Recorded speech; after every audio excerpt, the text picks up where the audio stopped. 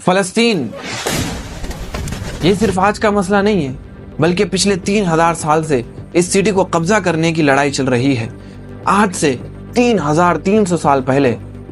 اللہ تعالیٰ نے موسیٰ علیہ السلام کو حکم دیا کہ بنی اسرائیل یہودی کو ایجپٹ میں فرعون کی غلامی سے آزاد کر دے، اور بہت مشکل سے فرعون نے بنی اسرائیل کو آزاد کر دیا، جس کے بعد موسیٰ علیہ السلام بنی اسرائیل کو لے کر فلسطین کے پاس آئے اور ارشاد فرمایا کہ اس سٹی پر حملہ کرو، لیکن بنی اسرائیل نے کہا کہ آپ اور آپ کا رب جا کر لڑے، ہم یہ لڑائی نہیں کرنے والے، جس کی وجہ سے اللہ تبارک و تعالیٰ نے 40 سال تک انہیں اس ڈیزرٹ میں رہنے کی سزا دی، جدھر موسیٰ علیہ السلام پر آسمانی کتاب تورات نازل ہوئی۔ اور اس تورات کے پہلے chapter the book of Genesis میں کلیئرلی لکھا ہے، صاف صاف لکھا ہے کہ یہ علاقہ فلسطین صرف اور صرف اللہ تبارک و تعالیٰ نے ابراہیم علیہ السلام کی اولاد کے لیے رکھا ہے، جس کی وجہ سے آج تک یہ جتنی بھی لڑائیاں چل رہی ہے یہ اس لیے ہے کہ یہودی یہ کلیم کرتے ہیں کہ تورات کی اس آیت کے مطابق جروشلم اور فلسطین پر صرف اور صرف بنی اسرائیل کا حق ہے، کیونکہ بنی اسرائیل ابراہیم علیہ السلام کی اولاد اسحاق علیہ السلام کی اولاد میں سے ہیں، اس لیے یہ کہتے ہیں کہ علاقہ فلسطین اس پر صرف اور صرف ہمارا حق ہے۔ لیکن تورات میں تو لکھا ہے کہ یہ علاقہ ابراہیم علیہ السلام کی اولاد کے لیے ہے، یہ نہیں لکھا ہے کہ صرف اسحاق علیہ السلام کی اولاد کے لیے ہے، کیونکہ ابراہیم علیہ السلام کے 2 بیٹے تھے، حضرت اسحاق علیہ السلام اور حضرت اسماعیل علیہ السلام۔ حضرت اسحاق علیہ السلام جنہیں فادر آف بنی اسرائیل کہتے ہیں، اور حضرت اسماعیل علیہ السلام جنہیں عربوں کا فادر کہا جاتا ہے۔ اور یہ بات صرف ہم نہیں، ایون یہودی بھی اس بات کو مانتے ہیں۔ تو انہی کی کتاب تورات کے مطابق فلسطین پر صرف اسحاق علیہ السلام کی اولاد یہودیوں کا حق نہیں ہے، بلکہ اسماعیل علیہ السلام کی اولاد عربوں کا بھی حق ہے۔ موسیٰ علیہ السلام کے ساتھ اس ڈیزرٹ میں رہنے کے بعد آخر بنی اسرائیل نے جاشوا کی لیڈرشپ میں فلسطین کو فتح کر لیا، لیکن کچھ ہی عرصے بعد یہ سٹی ان کے ہاتھ سے دوبارہ نکل گئی، اور پھر اگلے 300 سال تک بنی اسرائیل اس علاقے کو دوبارہ حاصل نہیں کر پائے۔ لیکن 300 سال بعد بنی اسرائیل نے داؤد علیہ السلام کی لیڈرشپ میں جروشلم کو دوبارہ فتح کر لیا، اور ان کے بیٹے سلیمان علیہ السلام نے یہاں پر پہلی دفعہ اللہ تبارک و تعالیٰ کی عبادت کے لیے ایک عالیشان مسجد بنائی۔ سلیمان علیہ السلام کے بعد یہودیوں نے فلسطین اور جروشلم پر تقریباً 400 سال تک حکومت کی، لیکن 400 سال کے بعد بیبلون عراق میں ایک بہت ہی طاقتور امپائر بن چکی تھی، جس کے بادشاہ بخت نصر نے اپنے امپائر کو بڑھانے کے لیے فلسطین پر حملہ کر دیا اور جروشلم کو تباہ و برباد کر دیا، اور اس کے اندر ہزاروں یہودیوں کو مار دیا، اور اس مسجد کو بھی تباہ و برباد کر دیا جو سلیمان علیہ السلام نے بنایا تھا۔ اور جتنے یہودی زندہ بچ چکے تھے ان ساروں کو غلام بنا کر اپنے کیپٹل بیبلون عراق لے گیا، اور 70 سال تک یہودی عراقیوں کی غلامی کرتے رہے۔ لیکن 70 سال بعد عراق پر ایران کے بہت ہی نیک بادشاہ سائرس دا گریٹ نے حملہ کر دیا، جسے ہم حضرت ذوالقرنین کے نام سے بھی جانتے ہیں۔ سائرس دا گریٹ نے عراق کی اس حکومت کو فتح کر لیا، اور یہاں جتنے بھی یہودی تھے ان ساروں کو واپس فلسطین بھیج دیا، اور انہیں فنڈز بھی دیے کہ واپس جا کر سلیمان علیہ السلام کی اس مسجد کو جسے سلیمان علیہ السلام نے تعمیر فرمایا تھا اس کو پھر سے جا کر بنائیں، جسے تباہ و برباد کر دیا گیا تھا۔ جس کے بعد یہودیوں نے پھر سے فلسطین پر 400 سال تک حکومت کی، لیکن 400 سال کے بعد ان کے اوپر ایک ایسی حکومت نے حملہ کیا جس نے سارے یہودیوں کو یہاں سے 600 سال تک باہر نکال دیا، دا رومن امپائر، جو بنی اسرائیل پر اتنا ظلم کیا جو اس سے پہلے کسی نے بھی نہیں کیا تھا۔ یہودیوں نے رومن امپائر سے لڑنے کی کوشش بھی کی تھی، لیکن رومن امپائر نے ہزاروں یہودیوں کو قتل کیا،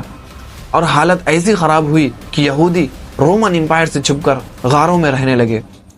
اور رومن امپائر نے بیت المقدس جسے پہلے سلیمان علیہ السلام نے اور پھر ذوالقرنین نے بنایا تھا دوبارہ تباہ و برباد کر دیا۔ رومن امپائر نے تقریباً فلسطین پر 600 سال تک حکومت کی۔ 600 سال کے بعد رومن امپائر نے ایک ایسی غلطی کی جو اسے کبھی نہیں کرنی چاہیے تھی۔ انہوں نے عرب میں بہت ہی تیزی سے پھیلتے ہوئے ریلیجن اسلام پر حملہ کرنے کی کوشش کی، لیکن اسلامک ریلیجن اور خلافت اتنی تیزی سے پھیلتی گئی کہ کچھ ہی سالوں میں رومن امپائر اور پرشین امپائر دونوں کو فتح کر لیا، جس کے بعد حضرت عمر رضی اللہ تعالیٰ عنہ پوری دنیا کے سب سے طاقتور بادشاہ بن گئے، جن کی حکومت الیگزینڈر کی حکومت سے بہت زیادہ بڑی تھی۔ آخر مسلمان رومن امپائر کو فتح کرتے کرتے یروشلم کے دروازے تک پہنچ گئے۔ رسول اللہ صلی اللہ تعالی علیہ وسلم نے پہلے ہی ارشاد فرما دیا تھا کہ مسلمان ایک دن ضرور یروشلم کو فتح کریں گے۔ اب مسلمانوں کے پاس دو آپشن تھے، یا تو یروشلم کو اسی طرح تباہ و برباد کیا جائے جو اس سے پہلے باقی بادشاہوں نے کیا تھا، اور یا تو اس کا محاصرہ کر لے۔ وہاں کے جنگجو مسلمانوں سے لڑنے سے پہلے اپنے لیڈر سفرونیس کے پاس گئے اور اس سے پوچھا کیا ہم یہ جنگ لڑیں گے؟ تو سفرونیس نے کہا، کیونکہ وہ مذہبی پیشوا تھا ان کا، تو اس نے کہا کہ میں نے اپنی مذہبی کتابوں میں نبی آخر الزماں کے ایک امتی جو یہاں پر آئے گا اور ہمارے سے یروشلم فتح کر لے گا، اور اس کی نشانیاں بھی اس کتاب میں موجود ہے، اگر وہ یہی بادشاہ ہے تو ہم یہ جنگ نہیں جیت سکتے، اگر وہ یہ نہیں ہے تو خوشیاں مناؤ، تم ہی یہ جنگ جیتو گے۔ تو سفرونیس نے حضرت خالد بن ولید رضی اللہ تعالیٰ عنہ کو اپنے بادشاہ کو بلانے کی درخواست کی، تو حضرت خالد بن ولید رضی اللہ تعالیٰ عنہ حضرت عمر رضی اللہ تعالیٰ عنہ کو خط لکھا، تو حضرت عمر رضی اللہ تعالیٰ عنہ عرب سے صرف ایک غلام کے ساتھ اور ایک اونٹ کے ساتھ عرب سے فلسطین کے لیے نکلے، اور یہاں سفرونیس بہت ہی عمدہ لباس، سونے، جویلریز پہن کر، اچھے اچھے کپڑے پہن کر تیار تھا، کیونکہ حضرت عمر رضی اللہ تعالیٰ عنہ جو کہ اس وقت کے بہت ہی بڑے بادشاہ تھے اس سے ملنے کے لیے آ رہے تھے۔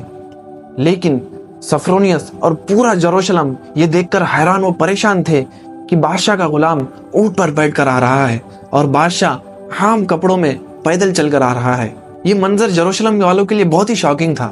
کیونکہ اس سے پہلے جو بھی یروشلم کو فتح کرتا تو اسے تباہ و برباد کر کر رکھ دیتا تھا، لیکن اب یہ ایک بادشاہ آیا ہے جو ان ساروں سے زیادہ طاقتور ہے، لیکن بغیر کسی فوج کے اور بالکل عام کپڑوں میں آیا ہے۔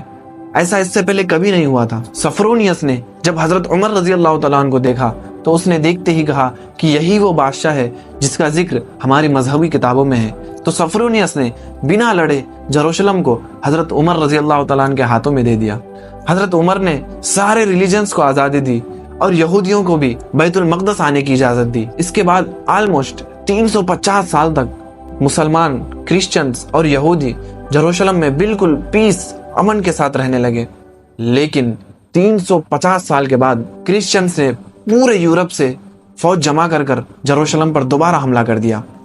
اس وقت مسلمانوں کے بیچ بہت ہی لڑائیاں چل رہی تھی، جس کا فائدہ اٹھا کر کرسچنز نے یروشلم کو بہت ہی آسانی سے فتح کر لیا، جس کے بعد کرسچنز نے مسلمانوں اور یہودیوں پر انبلیویبل بہت ہی زیادہ ظلم کیا اور ہزاروں مسلمان اور یہودیوں کو قتل کر دیا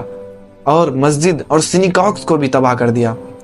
اور ہسٹری میں لکھا ہے کہ کرسچنز نے یروشلم کے گلیوں کو مسلمانوں کے خون سے بھر دیا تھا، اور ایون مسجد اقصی کو بھی مسجد سے ایک پیلس میں بدل دیا تھا۔ یہودیوں کی عورتیں اور ان کے بچے اپنے جان کی فکر کر کر اپنے آپ کو گھروں کے اندر بند کر لیا تھا، لیکن ان کے سپاہیوں نے پورے بلڈنگز میں آگ لگا دی